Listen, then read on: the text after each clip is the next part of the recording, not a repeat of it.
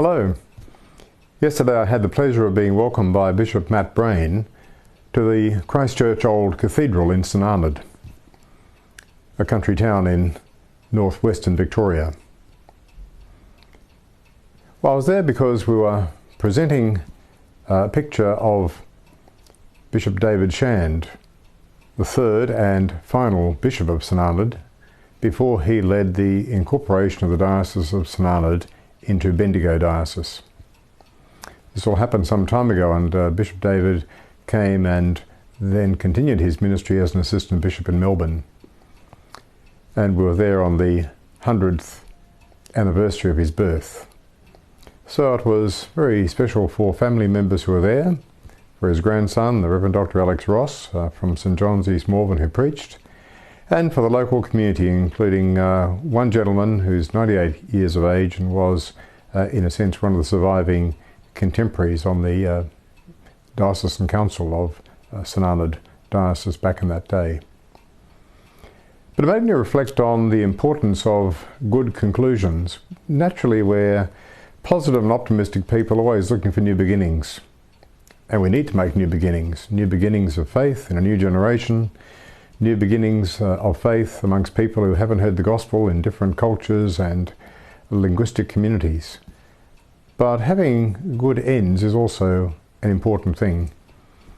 And St Arnaud Diocese was established really quite heroically out of the Diocese of Ballarat to serve the people who were in a growing population area at the time.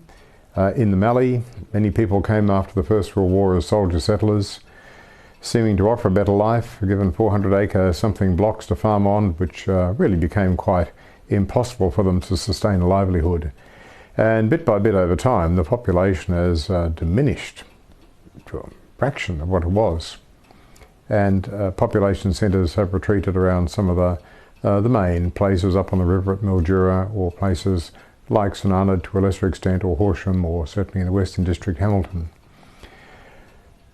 So it became impossible for that ministry to continue, and Bishop David had the difficult task of working with the local leadership, who had two long episcopal incumbencies of more than 20 years before him, and a determination against all of the odds to be people who would continue on even in the greatest adversity, which they had known many, with especially drought and unproductive agricultural circumstances in that part of Victoria.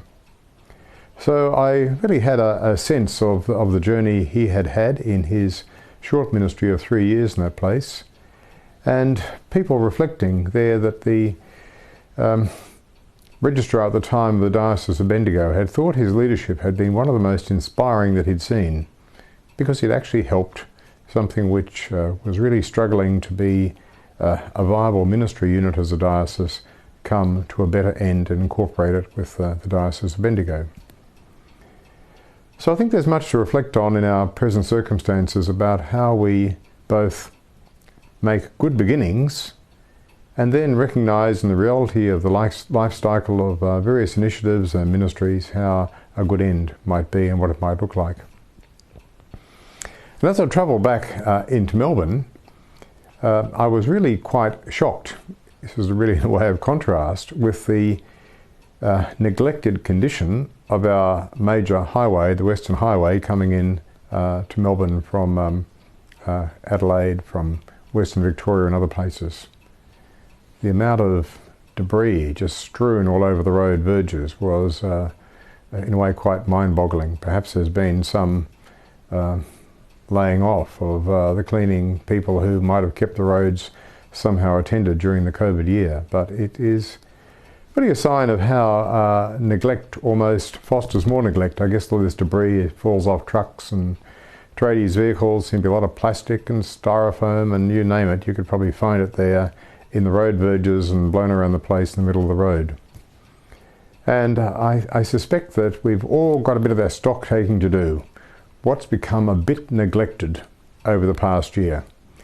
What do we want to be more decisive about? What's a good end we can bring a project to? How might we engage again in some things that matter? And I hope that the roads authorities might, in their way, pick up the responsibility and make those roads not just safe and busy arterial roads, but in a way less sclerotic with all of this detritus and rubbish. And you might notice that in some of the other major roads around Melbourne.